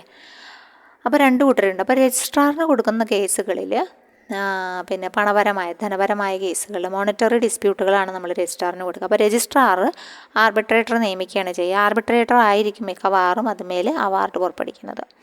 അങ്ങനെ അവാർഡ് പുറപ്പെടുവിച്ച് കഴിഞ്ഞിട്ടുള്ള ഇതാണ് പറയുന്നത് പാസ് ആൻ അവാർഡ് പാസ് ചെയ്യുന്നതിനെ കുറിച്ചാണ് പറയുന്നത്. അത് സെക്ഷൻ 70 ആണ്, award on dispute.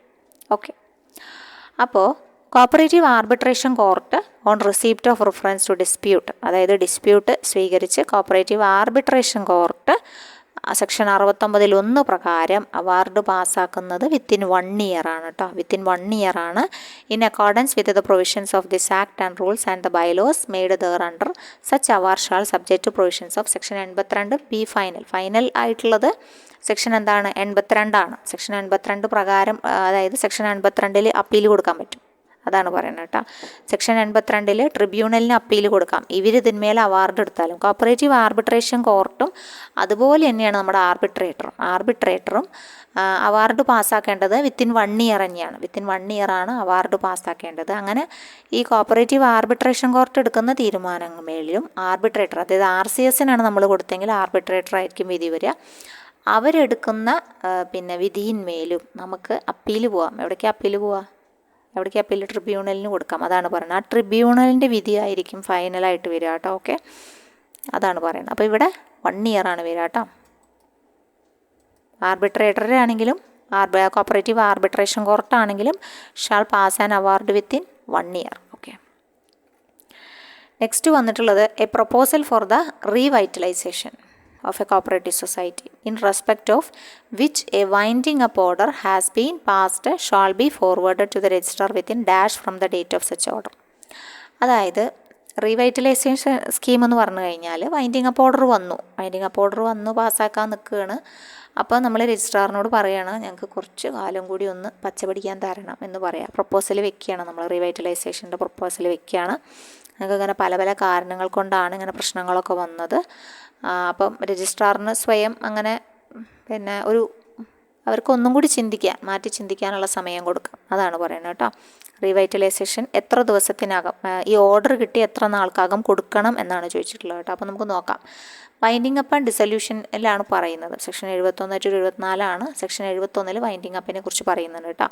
If the registrar after an inquiry has been held, section 65 പ്രകാരം ഇൻക്വയറി ഹെൽഡ് ചെയ്തതിന് ശേഷം, അല്ലെങ്കിൽ സെക്ഷൻ 66 പ്രകാരം ഇൻസ്പെക്ഷൻ നടത്തിയതിന് ശേഷം, അല്ലെങ്കിൽ അപ്ലിക്കേഷൻ കിട്ടിയെന്ന് വിചാരിക്കുക. 3/4 മെമ്പേഴ്സിൻ്റെ അപ്ലിക്കേഷൻ കിട്ടി, 3/4 കുറയാത്ത മെമ്പേഴ്സിൻ്റെ അപ്ലിക്കേഷൻ കിട്ടി. അങ്ങനെയൊക്കെയാണ് വൗണ്ടിങ് അപ്പിൻ്റെ റീസൺ ഉണ്ടാവുക. മേ ആഫ്റ്റർ ഗിവിങ് ദ സൊസൈറ്റിക്ക് ഒരു ഓപ്പർച്യൂണിറ്റി ഒക്കെ കൊടുത്തു, റെപ്രസെൻറ്റേഷൻ ആൻഡ് ഇൻ കൺസൾട്ടേഷൻ വിത്ത് അവരുടെ ഫിനാൻസിങ് ബാങ്കിനെ കൺസൾട്ട് ചെയ്തു, CCUവിനെ കൺസൾട്ട് ചെയ്തു. അതിനൊക്കെ ശേഷമാണ് വൗണ്ടിങ് അപ്പിലേക്ക് പോവുക തന്നെ. അങ്ങനെയൊക്കെ പോയി രജിസ്ട്രാർ മേ ഹിസോൺ, അല്ലെങ്കിൽ സ്വന്തം ഇഷ്ടപ്രകാരം രജിസ്ട്രാർക്ക് എന്ത് ചെയ്യാം, റൈറ്റ് ചെയ്തിട്ട് ഡയറക്റ്റ് ചെയ്യാം, മൈൻഡ് അപ്പ് ചെയ്തോളൂ എന്ന് പറയാം. ഓക്കെ, അങ്ങനെയൊക്കെ വരണമെങ്കിൽ എന്തൊക്കെ കണ്ടീഷൻസ് പാസ്സാവണം? അതായത് രജിസ്ട്രാർ സ്വന്തം ഇഷ്ടപ്രകാരം അല്ലെങ്കിൽ സ്വന്തം ഇറ്റ്സ് ഓൺ മോഷൻ ഇങ്ങനെ ഡയറക്റ്റ് ചെയ്യണമെങ്കിൽ, വൈൻഡിങ് അപ്പ് ചെയ്തോളൂ എന്ന് ഡയറക്റ്റ് ചെയ്യണമെങ്കിൽ കുറച്ച് കണ്ടീഷൻസ് സാറ്റിസ്ഫൈ ചെയ്യണം. ആ കണ്ടീഷൻസ് ഏതാണെന്ന് വെച്ചാൽ registration of a society, 25 different ഫാമിലിയിലെ ആൾക്കാർ വേണമല്ലോ അറ്റ്ലീസ്റ്റ്. അതും ഇല്ല എന്ന് വിചാരിക്കുക, ലെസ് ദാൻ 25 ആയി എന്ന് വിചാരിക്കുക. അപ്പോൾ രജിസ്ട്രാറിന് മനസ്സിലാവും ഇനി പ്രത്യേകിച്ച് ഇവരെ കൊണ്ടൊന്നും ചെയ്യാനില്ല, ഉള്ള ആൾക്കാരും കുറഞ്ഞു തുടങ്ങി, അപ്പോൾ നമുക്ക് വൈൻഡ് അപ്പ് ഓർഡർ കൊടുക്കാം. അല്ല അച്ഛാ, വെറുതെ society has not commenced, work തുടങ്ങിയിട്ടില്ല ഇതുവരെ, 6 മാസമായി രജിസ്ട്രേഷൻ കഴിഞ്ഞിട്ട്, ഇതുവരെ ജനറൽ ബോഡി കൂടിയിട്ടില്ല, വർക്ക് തുടങ്ങിയിട്ടില്ല. എന്നിട്ട് രജിസ്ട്രാർ ഒന്നും കൂടി പണിയെടുത്തോട്ടെ വെച്ചിട്ട് അവരുടെ എക്സ്റ്റൻഷനൊക്കെ കൊടുത്തു നോക്കി. എക്സ്റ്റൻഷൻ ഓഫ് ടൈം കൊടുത്തു, എന്നിട്ടും വർക്ക് തുടങ്ങിയിട്ടില്ല. അപ്പം രജിസ്ട്രാർക്ക് മനസ്സിലായി ഇനി ഇവർക്ക് കൊടുത്തിട്ട് കാര്യമില്ല, സോ വൈൻഡപ്പ് ചെയ്യാമെന്ന് പറഞ്ഞ് വൈൻഡിങ് അപ്പ് ഓർഡർ അടിച്ചു കൊടുക്കും. വെറുതെ നമ്പർ ഓഫ് ആക്ച്വൽ വർക്കേഴ്സ്, അതായത് ചില പ്രിസ്ക്രൈബ്ഡ് ലിമിറ്റ് ആൾക്കാരുണ്ടല്ലോ, അതായത് എക്സ്ക്ലൂസീവ്ലി ഫോർ SC/ST അല്ലെങ്കിൽ എക്സ്ക്ലൂസീവ്ലി ഫോർ ഇപ്പോൾ എന്തെങ്കിലും ഒരു പ്രത്യേക കാറ്റഗറിക്ക് വേണ്ടിയിട്ട് തുടങ്ങിയ സൊസൈറ്റി ആണെങ്കിൽ ആ കാറ്റഗറിയുടെ ലിമിറ്റ് വെച്ചിട്ടുണ്ടാവും. ഇത്ര ശതമാനം 40% അവരാവണം അല്ലെങ്കിൽ 50% അവരാവണം. അത് കുറയാന്ന് വിചാരിക്കാം. ആ പർട്ടിക്കുലർ ഇൻഡസ്ട്രി ഓക്യുപ്പേഷൻ ചെയ്യുന്ന മെമ്പേഴ്സ് കുറയുകയാണെങ്കിലും രജിസ്ട്രാറിന് വേണമെങ്കിൽ ഒരു വൈൻഡിങ് അപ്പ് ഓർഡർ കൊടുക്കാം. അങ്ങനത്തെ സമയത്തിലൊക്കെയാണ് രജിസ്ട്രാർ സ്വമേധയാ വൈൻഡ് അപ്പ് ഓർഡർ അടിച്ചു കൊടുക്കുക കേട്ടോ. ഈ 3 കേസാണ് പറയുന്നത്. 3 കേസും പഠിക്കണം, 3 കേസും ചോദിക്കാൻ സാധ്യതയുണ്ട്. 3 കേസും തന്നിട്ട് ഇതിൽ ഏതാണെന്ന് ചോദിക്കും. അപ്പോൾ നമ്മൾ ഓൾ ഓഫ് ദീസ് കൊടുക്കുക. അപ്പോൾ അത് നോട്ട് ചെയ്ത് വയ്ക്കാം. ഇതിൽ നമുക്ക് റീവൈറ്റലൈസേഷൻ കൊടുക്കാൻ പറ്റുക ഒരു കേസിൽ മാത്രം നമുക്ക് റീവൈറ്റലൈസേഷൻ കൊടുക്കാൻ പറ്റില്ല. അതായത് സൊസൈറ്റി പ്രവർത്തനം തുടങ്ങിയിട്ടില്ലെങ്കിൽ പിന്നെ 6 മാസമായി, പിന്നെ എക്സ്റ്റൻഷൻ കൊടുത്തു, എന്നിട്ടും സൊസൈറ്റി വന്നില്ലെങ്കിൽ മാത്രം നമുക്ക് റീവൈറ്റലൈസേഷൻ സ്കീം അപ്ലൈ ചെയ്യാൻ പറ്റില്ല. 25 മെമ്പേഴ്സ് കുറഞ്ഞാലും കുഴപ്പമില്ല, ഇനി ഞങ്ങൾ കൂട്ടാം, ഞങ്ങൾക്ക് അങ്ങനെ കുറഞ്ഞു പോയതാണെന്ന് പറഞ്ഞിട്ട് നമ്മൾ റീവൈറ്റലൈസേഷൻ സ്കീം കൊടുക്കുകയാണ്. അപ്പോൾ രജിസ്ട്രാർ വിചാരിക്കും ശരി പാവല്ലേ, ഇനി ഒരു ചാൻസും കൂടി കൊടുത്തേക്കാമെന്ന് വിചാരിച്ചിട്ട് രജിസ്ട്രാർ എന്ത് ചെയ്യും, ഒരു വൈൻഡിങ് അപ്പ് ഓർഡർ ഒന്ന് ജസ്റ്റ് അവിടെ പിടിച്ചു വയ്ക്കും അല്ലേ. അപ്പോൾ അതിൻ്റെ സമയമാണ് പറയുന്നത് within a period of 1 year. ഈ 1 ഇയറിൻ്റെ ഉള്ളിലാണ് നമ്മൾ ഈ റീവൈറ്റലൈസേഷൻ സ്കീം ആർക്ക് കൊടുക്കേണ്ടത്, രജിസ്ട്രാറിന് കൊടുക്കേണ്ടത് കേട്ടോ. അപ്പോൾ 1 ഇയറാണ് ഇവിടെ ഉത്തരമായിട്ട് വരിക. ഓക്കെ, 1 ഇയറിൻ്റെ ഉള്ളിൽ രജിസ്ട്രാർക്ക് കൊടുക്കണം. രജിസ്ട്രാറിന് പിന്നെ സമയമുണ്ടല്ലോ, രജിസ്ട്രാർ നമ്മളോട് ചിന്തിച്ച് തീരുമാനം എടുക്കാൻ പറയും. ഓക്കെ, പക്ഷേ ഇത് അപ്ലൈ ആവാത്തൊരു കേസ് നമ്മൾ പറഞ്ഞു, which does not commence functioning within a period of 6 months from the date of registration. Registration കഴിഞ്ഞിട്ട് 6 മാസത്തിനകം പ്രവർത്തനം തുടങ്ങിയില്ല, മീറ്റിംഗ് വിളിച്ചില്ല, വീണ്ടും എക്സ്റ്റൻഷൻ കൊടുത്തു, ഒന്നിട്ടും ചെയ്തില്ല, പിന്നെ അവർക്ക് റീവൈറ്റലൈസേഷൻ എന്ന് പറഞ്ഞൊരു കൺസെപ്റ്റിനും കൂടി അർഹതയില്ല. കാരണം 2 പ്രാവശ്യം ആൾ ചെയ്യേണ്ടതൊക്കെ ചെയ്യാൻ വേണ്ടിയിട്ട് അവരോട് പറഞ്ഞാണ്, പക്ഷെ അവർ ചെയ്യുന്നില്ല. അപ്പോൾ എന്തെങ്കിലും വ്യക്തമായ കാരണങ്ങളുണ്ടാവും, അത് മുന്നോട്ട് പോകുന്നുണ്ടാവില്ല. അപ്പോൾ പിന്നെ ഇനി ഇത് തുടർന്നിട്ട് കാര്യമില്ല എന്നുള്ള ഒരു ഉറപ്പിൽ രജിസ്ട്രാർ എന്ത് ചെയ്യും, വൈൻഡിങ് അപ്പ് ഓർഡർ കൊടുക്കുകയാണ്. അവിടെ പിന്നെ റീവൈറ്റലൈസേഷൻ ഇല്ല കേട്ടോ. അപ്പോൾ റീവൈറ്റലൈസേഷൻ കൊടുക്കേണ്ട പീരീഡ് ഈ ഒരു വൈൻഡിങ് അപ്പ് ഓർഡർ കിട്ടി വിത്തിൻ 1 ഇയർ കൊടുത്താൽ മതി കേട്ടോ. ഓക്കെ, അപ്പോൾ അടുത്തത് an appeal against disciplinary action കൊടുക്കുന്ന appeal taken against the employee of a cooperative society as per rule 198 of KCS rules 1969 shall be filed within dash from the date of such action. അത്തരത്തിലുള്ള action കിട്ടി എത്ര നാൾക്കകം കൊടുക്കണം എന്നാണ് ചോദിച്ചിട്ടുള്ളത്. Appeal disciplinary ആക്ഷനെതിരെ കേട്ടോ. എംപ്ലോയീസിന് കിട്ടുകയാണ് disciplinary ആക്ഷനെതിരെ എന്തെങ്കിലും ഒരു പണിഷ്മെൻറ്റ് കിട്ടുമല്ലോ. ഓക്കെ, ആ പണിഷ്മെൻറ്റിനെ കുറിച്ചിട്ടൊക്കെ റൂൾ 198 പറയുന്നുണ്ട് കേട്ടോ. ഓക്കെ, അപ്പോൾ no appeal shall be entertained if it is not preferred within a period of 3 months. 3 monthsനകം ഇത്തരത്തിലൊരു പെനാൽറ്റി കിട്ടിക്കഴിഞ്ഞാൽ നമ്മൾ 3 മാസത്തിനകം എന്ത് ചെയ്യണം, കൊടുക്കണം എന്നാണ് പറഞ്ഞത് കേട്ടോ. അപ്പോൾ 3 months ആണ് ഇവിടെ ഉത്തരമായിട്ട് വരിക. 3 monthsനകം പറയുന്നുണ്ട്. അപ്പോൾ ഇതൊക്കെ വ്യക്തമായിട്ട് പറയുന്നത് ഏതിലാണ്, റൂൾ 198 ഡിസിപ്ലിനറി ആക്ഷനിൽ പറയുന്നുണ്ട്. ഏത് അതോറിറ്റിക്ക് മുമ്പാകെ അപ്പീൽ കൊടുക്കാം, ആരാണ് പുറത്താക്കാനുള്ള അധികാരമുള്ളതെന്നൊക്കെ അതിൽ പറയുന്നുണ്ട് കേട്ടോ. അപ്പോൾ റൂൾ 198 ഒന്ന് വായിക്കുക. Provided that where the penalties are imposed on employee by an administrator, അല്ലെങ്കിൽ അഡ്മിനിസ്ട്രേറ്റീവ് കമ്മിറ്റിയാണ് ഇങ്ങനെ ഒരു പെനാൽറ്റി ചുമത്തിയെന്ന് വിചാരിക്കുക. അപ്പോൾ അഡ്മിനിസ്ട്രേറ്റീവ് കമ്മിറ്റി ഇറങ്ങി കഴിഞ്ഞിട്ട് ഒരു ഫോർത്ത് കമ്മിങ് എലക്റ്റഡ് കമ്മിറ്റി വരുമല്ലോ. ഓക്കെ, അപ്പോൾ അവർക്കാണ് അപ്പീൽ കൊടുക്കേണ്ടത് കേട്ടോ. ഓക്കെ, അഡ്മിനിസ്ട്രേറ്റീവ് കമ്മിറ്റി അല്ലെങ്കിൽ അഡ്മിനിസ്ട്രേറ്റർ ഭരണമാണ് അവിടെ നിലവിലുള്ളത്. അപ്പോഴാണ് അയാൾക്കെതിരെ ഒരു വരുന്ന ഡിസിപ്ലിനറി ആക്ഷൻ അവരെടുക്കുന്നത് എങ്കിൽ അത്തരത്തിലുള്ള എംപ്ലോയീസ് കാത്തു നിൽക്കണം. എവിടെ, ഒരു ഫോർത്ത് കമ്മിങ് എലക്റ്റഡ് കമ്മിറ്റി വരുന്നത് വരെ അപ്പോൾ അവർക്ക് മാത്രം എന്തില്ല, ഈ ഒരു കേസിൽ 3 months എന്ന് പറഞ്ഞത് ആപ്ലിക്കബിൾ അല്ല കേട്ടോ. അവർക്ക് ചിലപ്പോൾ ഈ 3 monthsനുള്ളിൽ ആൾ വന്നില്ല എന്ന് വിചാരിക്കും, ഫോർത്ത് കമ്മിങ് എലക്റ്റഡ് കമ്മിറ്റി വന്നില്ല വെച്ചാൽ പ്രശ്നമായില്ലേ. അപ്പോൾ അതുകൊണ്ട് ഈ ഫോർത്ത് കമ്മിങ് എലക്റ്റഡ് കമ്മിറ്റി വന്നതിന് ശേഷമാണ് അത്തരത്തിലുള്ള എംപ്ലോയീസിന് അപ്പീൽ ഫയൽ ചെയ്യാൻ പറ്റുള്ളൂ. അപ്പോൾ അവരെ ഇവിടെ എക്സംപ്റ്റഡ് ആണ്, അവർക്ക് ഈ 3 months ബാധകമല്ല. ബാക്കിയുള്ള എല്ലാ ആൾക്കാരും നമുക്ക് പെനാൽറ്റി കിട്ടിയതിന് ശേഷം 3 monthsനുള്ളിൽ എന്ത് ചെയ്യണം, അപ്പീൽ ഫയൽ ചെയ്യണം കേട്ടോ. ഓക്കെ, അപ്പീൽ ഫയൽ ചെയ്യേണ്ട അതോറിറ്റിയൊക്കെ അതിൽ പറയുന്നുണ്ട്, ഡിസിപ്ലിനറി ആക്ഷനിൽ കോളം പോലെ കൊടുത്തിട്ടുണ്ട്, അത് നന്നായി വായിച്ചു പഠിക്കാം. നെക്സ്റ്റ് ക്വസ്റ്റ്യൻ പറയുന്നത് general body meeting of A SCU state cooperative union shall be held every year within dash from the close of accounting year. അതായത് അക്കൗണ്ടിങ് ഇയർ അവസാനിച്ച് എത്ര നാൾക്കകമാണ് കോപ്പറേറ്റീവ് യൂണിയൻ്റെ ജനറൽ ബോഡി കൂടേണ്ടത്. അപ്പോൾ 164 പ്രത്യേകം പറയുന്നുണ്ട് meetings of the general body and powers എന്ന് വ്യക്തമായി പറയുന്നുണ്ട്. അതിലാണ് പറഞ്ഞിട്ടുള്ളത് കേട്ടോ. സുപ്രീം അതോറിറ്റി ആരാണ്? ജനറൽ ബോഡിയിലാണ് സുപ്രീം അതോറിറ്റി ഉള്ളത്. SCUവിൻ്റെ സുപ്രീം അതോറിറ്റി ആരാണ്? ജനറൽ ബോഡിയിലാണുള്ളത്. ഈ general body meeting of the SCU shall be held every year within 3 months of the close of cooperative year. Cooperative year കഴിഞ്ഞ് 3 മാസത്തിനകം 3 monthsനകം എന്ത് ചെയ്യണം? ജനറൽ ബോഡി വിളിച്ചു ചേർക്കണം കേട്ടോ. ഓക്കെ, 3 months ആണ് ഉത്തരമായിട്ട് വരിക. General body meeting of the SCU shall be held every year within 3 months from the close of the accounting year എന്നാണ് പറഞ്ഞിട്ടുള്ളത് കേട്ടോ. The managing committee may also at any time, managing കമ്മിറ്റിക്ക് എപ്പോൾ വേണമെങ്കിലും എന്ത് ചെയ്യാം? ജനറൽ മീറ്റിംഗ് ഓഫ് SCU വിളിച്ചു ചേർക്കാം ഫോർ ദ കണ്ടക്ട് ഓഫ് അതിൻ്റെ ബിസിനസ്സിന് വേണ്ടിയിട്ട് കേട്ടോ. Okay, and shawl call such A meeting within 1 month after receipt of requisition വേണം 1/5 നമ്പർ ഓഫ് മെമ്പേഴ്സിൻ്റെ, അല്ലെങ്കിൽ രജിസ്ട്രാറിൽ നിന്നും റിക്വസിഷൻ കിട്ടിയാലും 1/5 ആൾക്കാരിൽ നിന്ന് റിക്വസിഷൻ കിട്ടിയാലും മാനേജിങ് കമ്മിറ്റിക്ക് എപ്പോൾ വേണമെങ്കിലും എന്ത് ചെയ്യാം? SCUവിൻ്റെ മാനേജിങ് കമ്മിറ്റിക്ക് ജനറൽ മീറ്റിംഗ് വിളിച്ചു കൂട്ടാനുള്ള അധികാരം കൂടി ഉണ്ട്. ഓക്കെ, അതിന് such A meeting within 1 month ആണ്. റെസിപ്റ്റ് സ്വീകരിച്ച് 1 മാസത്തിനകം, അല്ലെങ്കിൽ രജിസ്ട്രാറിൽ നിന്നാണെങ്കിൽ രജിസ്ട്രാറിൽ നിന്ന് റിക്വസിഷൻ കിട്ടിയിട്ട് 1 മാസത്തിനകം വിളിച്ചു കൂട്ടാം എന്നാണ് പറയുന്നത്. പിന്നെ കോറം പറയുന്നുണ്ട്. ജനറൽ ബോഡിയുടെ കോറം ഷാൾ ബി 20 ആയിരിക്കണം, അല്ലെങ്കിൽ 1/4 of the number of members SCUവിൻ്റെ വിച്ച് എവർ ഈസ് ലെസ്. ഏതാണോ കുറവ് അതാണ് ക്വാറമായിട്ട് പരിഗണിക്കുക. ജനറൽ ബോഡിയുടെ കോറാണ് പറയുന്നത് കേട്ടോ. 20 or 1/4 of the number of members of SCU whichever is less. General ബോഡിക്ക് among അതർ മാറ്റേഴ്സ് ഫോളോയിങ് ധാരാളം പവേഴ്സ് ഉണ്ടെന്നാണ് പറയുന്നത്. കൺസിഡറേഷൻ എന്തൊക്കെയാണ്? Approval of the budget, program of activities of SCU, approval of the annual report, audited accounts union, other matters refer to managing committee or by the, അല്ലെങ്കിൽ രജിസ്ട്രാറോ managing കമ്മിറ്റിയോ പറയുന്ന എന്ത് matters വേണമെങ്കിലും അത് ജസ്റ്റ് ഒന്ന് നോട്ട് ചെയ്ത് വെച്ചോളൂ. ചിലപ്പോൾ ചോദിച്ചാലോ. General body shall not have എന്തൊക്കെ ജനറൽ ബോഡിക്ക് പവർ ഉണ്ടെന്ന് പറഞ്ഞാലും ജനറൽ ബോഡിക്ക് മാനേജിങ് കമ്മിറ്റിയുടെ അല്ലെങ്കിൽ ഏതെങ്കിലും ഓഫീസർമാരോ എടുക്കുന്ന തീരുമാനത്തിൽ ഇൻ്റർഫിയർ ചെയ്യാനുള്ള ഒരു തരത്തിലുള്ള അധികാരം ഇല്ല കേട്ടോ. അവർക്ക് അത് ഇടപെട്ടിട്ട് ആ ഒരു തീരുമാനം തെറ്റായിരുന്നു എന്ന് പറഞ്ഞിട്ട് തടയാനൊന്നും പറ്റില്ല. ആരുടെ പെർഫോമൻസിനെ? യൂണിയൻ്റെ മാനേജിങ് കമ്മിറ്റിയോ അല്ലെങ്കിൽ യൂണിയൻ്റെ ഓഫീസറോ എനി ഓഫീസറോ അവരുടെ കാര്യത്തിലൊന്നും ഇടപെടാൻ, അവരുടെ തീരുമാനങ്ങളോ ആക്ഷൻസിനോ ചെറുക്കാൻ ആര് പാടില്ല? ജനറൽ ബോഡിക്ക് അധികാരമില്ല എന്നും പറയുന്നുണ്ട്. സോ ഒന്ന് നോട്ട് ചെയ്യാം. അപ്പോൾ ഇവിടെ ഉത്തരമായിട്ട് വരുന്നത് ഏതാണ്? 3 months ആണ് കേട്ടോ. ഓക്കെ, നെക്സ്റ്റ് ക്വസ്റ്റ്യനിലേക്ക് പോവാം. 13ാമത്തെ ചോദ്യം.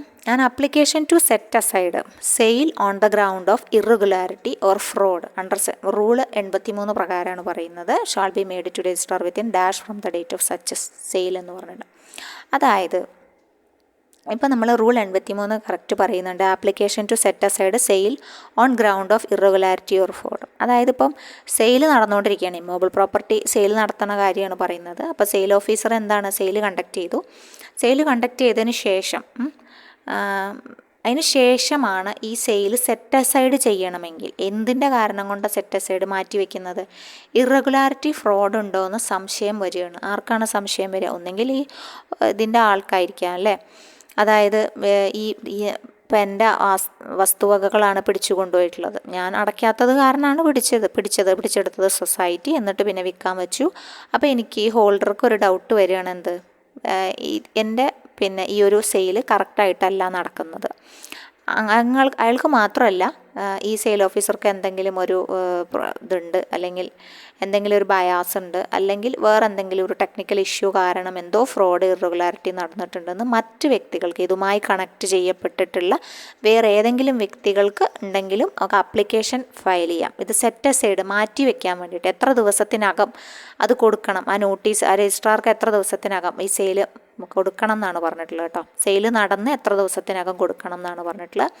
At any time within 30 days എന്നാണ് പറഞ്ഞത് കേട്ടോ. 30 daysനകം, അതായത് സെയിൽ ഇമ്മൂവബിൾ പ്രോപ്പർട്ടിയുടെ സെയിൽ നടന്ന് ഈ 30 daysനകം ഒന്നുകിൽ ഡിഗ്രി ഹോൾഡർക്ക് ആണ് തോന്നുക അല്ലേ, ഇതിലെന്തോ പ്രശ്നമുണ്ട്, ഇയാളെന്തോ കറക്റ്റായിട്ടല്ല എന്തോ കറപ്ഷൻ നടന്നിട്ടുണ്ടെന്ന് തോന്നിക്കഴിഞ്ഞാൽ സെറ്റ് അസൈഡ് ചെയ്യാൻ വേണ്ടിയിട്ട് രജിസ്ട്രാർക്ക് 30 ദിവസത്തിനകം, നമ്മൾ സെയിൽ നടന്ന് 30 ദിവസത്തിനുള്ളിൽ നമ്മൾ എന്ത് ചെയ്യണം?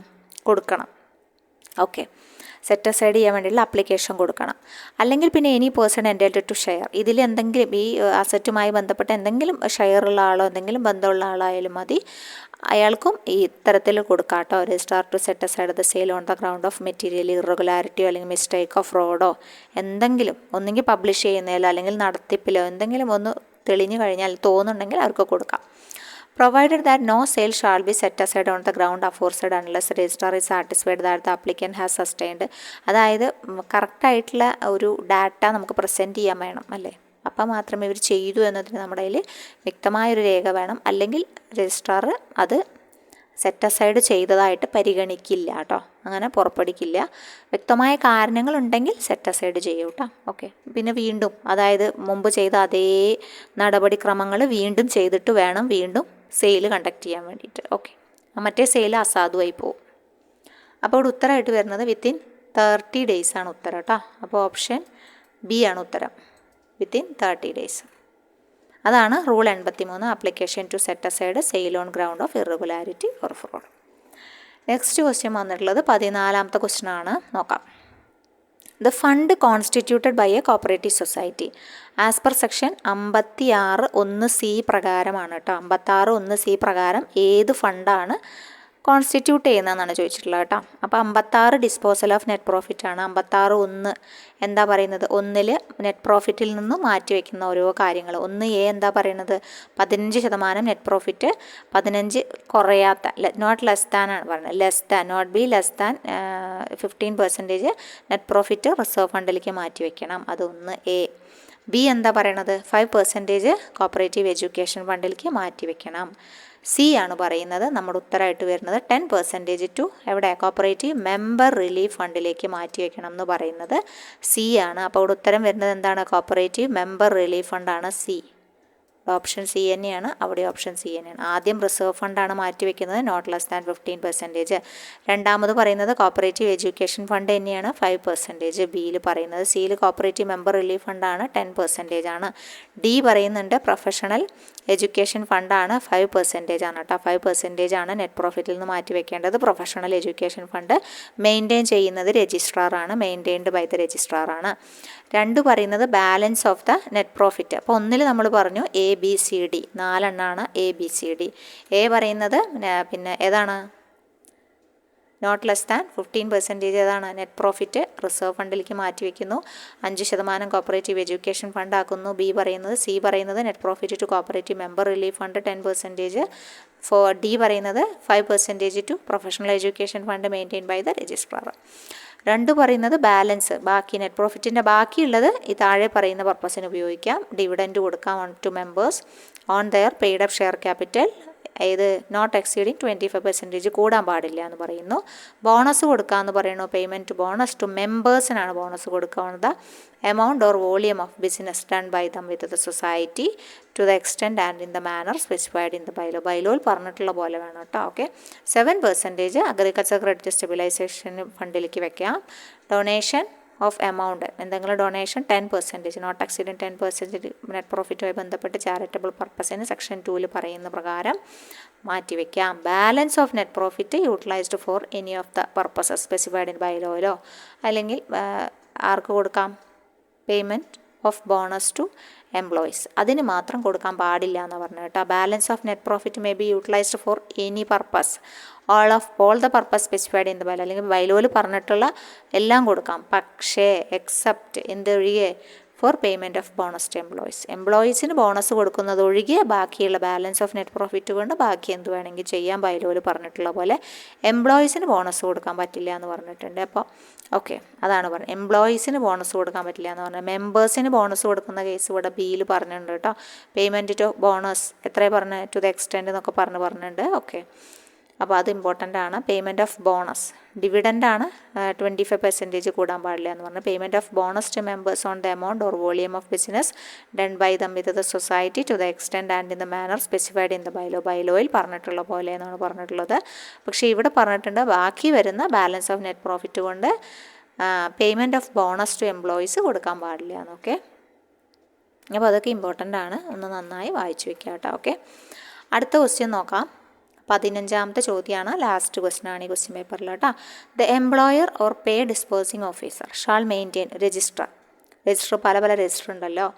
അപ്പോൾ recovery and remittance of money due to cooperative societies as per section 37 form നമ്പറിലാണ് പറഞ്ഞിട്ടുള്ളത്. അതായത് സെക്ഷൻ 37 എന്താണെന്ന് വെച്ചാൽ deduction from salary to meet societies claim in certain cases. സൊസൈറ്റിയിലേക്ക് നമ്മൾ എന്തെങ്കിലും തിരിച്ചടയ്ക്കാനുണ്ടെങ്കിൽ നമ്മുടെ സാലറിയിൽ നിന്ന് പിടിച്ചടക്കില്ലേ, അതിനെക്കുറിച്ച് പറയുന്നതാണ് സെക്ഷൻ 37 എന്ന് പറഞ്ഞാലും റൂൾ 52 എന്ന് പറഞ്ഞാലും. അപ്പോൾ സെക്ഷൻ 37 പഠിക്കണം, റൂൾ 52 പഠിക്കണം. Deduction from salary or wages ആണ് റൂൾ 52 പറഞ്ഞിട്ടുള്ളത് കേട്ടോ. സോ സെക്ഷൻ 37 കൂടെ റൂൾ 52 കൂടി കണക്ട് ചെയ്ത് വെക്കുക. നമുക്ക് ഈ എല്ലാ ഫോമുകളും നോക്കാം. റൂൾ 52 കറക്റ്റായിട്ട് പറഞ്ഞിട്ടുണ്ട്, ഇൻറ്റിമേഷൻ അയക്കും സൊസൈറ്റി ആർക്ക്, എംപ്ലോയർക്ക്. അപ്പോൾ എംപ്ലോയർക്ക് ഇൻറ്റിമേഷൻ അയക്കും, ഞങ്ങൾക്ക് ഇന്ന ആൾ തരാണ്ട് ഇത്ര രൂപ അടയ്ക്കാണ്ട് എന്ന് പറഞ്ഞിട്ട് അല്ലേ. അപ്പോൾ അവർ തമ്മിൽ ഓൾറെഡി വ്യക്തമായിട്ട് പറഞ്ഞിട്ടുണ്ടാവും മാസ സാലറി കിട്ടുമ്പോൾ പിടിച്ചയക്കണം എന്ന്. അപ്പോൾ കിട്ടേണ്ട തുക ഇത്ര തുക അയക്കണം എന്ന് പറഞ്ഞിട്ടുണ്ടാവും. അപ്പോൾ disbursing officer, salary disbursing officer എംപ്ലോയർക്ക് അയക്കുമ്പം സാലറി ഡിസ്പേഴ്സിങ് ഓഫീസറാണ് ഇത് എല്ലാ മാസവും ഇത് ഇവരുടെ സാലറിയിൽ നിന്ന് റിക്കവർ ചെയ്തിട്ട് തിരിച്ചടക്കേണ്ടത് കേട്ടോ. സോ അതാണ് പറഞ്ഞത്, such requisition shall be in form number 9 കേട്ടോ. ഓക്കെ, ഫോം നമ്പർ 9 ഇത്തരത്തിലുള്ള റിക്വസിഷൻ അയക്കണതിനെ കുറിച്ച് പറയുന്നത്. And shall specify total amount എത്ര റിക്കവേർഡ് ചെയ്തു സാലറി ഓർ വേജസിൽ നിന്ന് ഒരു മാസം. And shall be send at least 7 clear days prior to the last working day of the month. Okay, അതിനകം അയക്കണം എന്നാണ് പറഞ്ഞത് കേട്ടോ. ഓക്കെ, അപ്പോൾ 9 form number 9 requisition shall be in form number 9. പ്രത്യേകം ശ്രദ്ധിക്കുക, എന്ത് സാലറി ഡിസ്പോസിങ് ഓഫീസറുടെ റിക്വസിഷനാണ് പറയുന്നത് ഷാൾ ബി 9. അപ്പോൾ നമ്മൾ ജസ്റ്റ് നോക്കുകയാണ് 7 എന്താണ് ജസ്റ്റ് നോക്കാം. ഓക്കെ, ഫോം നമ്പർ 7 നമ്മൾ ഫോമിൻ്റെ മാത്രം ഒരു വീഡിയോ ചെയ്തിട്ടുണ്ട്, കാണാത്ത കൂട്ടുകാർ ആരെങ്കിലും ഉണ്ടെങ്കിൽ ജസ്റ്റ് ഒന്ന് കാണുക കേട്ടോ. ഓക്കെ, അവിടെ നിങ്ങൾക്ക് ഫോമുമായി ബന്ധപ്പെട്ട എല്ലാ കാര്യങ്ങളും പറയാം. ഫോം നമ്പർ 7 നമ്മുടെ ഗേഹാനുമായി ബന്ധപ്പെട്ടതാണ്. ചാർജ് ഓൺ ലാൻഡ് ഡിക്ലറേഷൻ എഴുതി കൊടുക്കും നമ്മൾ ഗേഹാൻ വെക്കാൻ പോകുമ്പോൾ. 51A ഗേഹാൻ്റെ നടപടിക്രമങ്ങളെ കുറിച്ചിട്ടാണ് പറയുന്നത് കേട്ടോ. അപ്പോൾ അവിടെയാണ് ഇതൊക്കെ പറയുന്നത്. ഫോം നമ്പർ 8 ഡിക്ലറേഷൻ രജിസ്റ്റർ ചെയ്യുന്ന ഇതെല്ലാം ഓരോരുത്തരുടെ ഡിക്ലറേഷനും രജിസ്റ്റർ ചെയ്യുന്നത് ഫോം നമ്പർ 8 8A എന്ന് പറയുന്നത് ഗേഹാൻ ക്രിയേറ്റ് ചെയ്യുമ്പോൾ ഗേഹാൻ ക്രിയേഷനാണ് 8A എന്ന് പറയുന്നത്. 8B ആ ഡിക്ലറേഷൻ ഇമ്മൂവബിൾ പ്രോപ്പർട്ടി ആണെങ്കിൽ അത് രജിസ്റ്റർ ചെയ്യുന്നത് 8Bയിലും, മൂവബിൾ പ്രോപ്പർട്ടി ആണെങ്കിൽ അത് അതിൻ്റെ ഡിക്ലറേഷൻ്റെ രജിസ്റ്റർ 8C ആണ് കേട്ടോ. മൂവബിൾ പ്രോപ്പർട്ടി മൊത്തം വെച്ചിരിക്കുന്നത് 8Cയിലും ഇമ്മൂവബിൾ പ്രോപ്പർട്ടി മൊത്തം രജിസ്റ്റർ വെച്ചിരിക്കുന്നത് 8Bയിലുമാണ്. 8Cയും 8Bയും. ഓക്കെ, നേരെ തിരിച്ചിട്ടാണ്, അതായത് ഇമ്മൂവബിൾ ആദ്യം 8B ഇമ്മൂവബിൾ ആദ്യം, അത് കഴിഞ്ഞിട്ടാണ് മൂവബിൾ കേട്ടോ. ഓക്കെ, മൂവബിൾ അത് കഴിഞ്ഞ് 8D declaration made by loan applicant കൊടുക്കുന്ന ഡിക്ലറേഷനാണ് 8Dയിൽ. 8E നോട്ടീസാണ് എല്ലാ കൺസേണിനും ഹൈപ്പോത്തിക്കേഷനുമായി ബന്ധപ്പെട്ടിട്ട് ഉള്ള notice to all concerns having interest in hypothecation. Okay, അതേപോലെ തന്നെ deduction salary or wages rule 52 2 ഫോമാണ് 3 ഫോമാണ് 9 റിക്വസിഷൻ ഡിസ്പേഴ്സിംഗ് ഓഫീസർക്ക് കൊടുക്കുന്നത്. പിന്നെ ഫോം നമ്പർ 10 പറയുന്നത് statements of remittance form of recoveries of dues പറയുന്നുണ്ട്. ഇത് ഈ 52 ഇതൊക്കെ പറയുന്നുണ്ട് കേട്ടോ. ഫോം നമ്പർ 11 52 ഇരുത്തി വായിച്ചു നോക്കിയാൽ നിങ്ങൾക്ക് ഇതെല്ലാം കിട്ടും. Form number 11 register of recovery or remittance, ഈ റിക്കവറിയുടെ റെമിറ്റൻസിൻ്റെ മൊത്തം രജിസ്റ്റർ കീപ്പ് ചെയ്യുന്നതാണ് ഫോം നമ്പർ 11 പറയുന്നത് കേട്ടോ. ഓക്കെ, അപ്പോൾ ഇവിടെ ഉത്തരമായിട്ട് വരുന്നത് നമ്മൾ അടയാളപ്പെടുത്തിയെന്ന് തോന്നുന്നു. അതെ, റൂൾ 9 ഫോം നമ്പർ 9 ഇവിടെ ഉത്തരമായിട്ട് വരുന്നത്. അപ്പോൾ നിങ്ങൾക്ക് ഈ ഒരു ക്വസ്റ്റ്യൻ പേപ്പർ ക്ലിയർ ആയി എന്ന് വിചാരിക്കുന്നു. അപ്പോൾ ഈ ക്വസ്റ്റ്യൻ പേപ്പറിലെ കോപ്പറേറ്റീവ് ലോയെ ബന്ധപ്പെട്ടിട്ട് എല്ലാ ക്വസ്റ്റ്യൻസും നമ്മൾ എന്തുണ്ട് വിശദമായിട്ട് ചെയ്തിട്ടുണ്ട്. നമ്മൾ സ്റ്റഡി ഗ്രൂപ്പിൽ എന്ത് ചെയ്യാം, പെയ്ഡ് സ്റ്റഡി ഗ്രൂപ്പിൽ ഇതിൻ്റെ PDF പ്രൊവൈഡ് ചെയ്യുന്നതായിരിക്കും. ഓരോ ക്വസ്റ്റ്യൻ പേപ്പറും നിങ്ങൾ ശ്രദ്ധാപൂർവ്വം വായിച്ച് പഠിക്കുക കേട്ടോ. അപ്പോൾ നമുക്ക് അടുത്തൊരു നല്ല വീഡിയോയിൽ കാണാം. താങ്ക്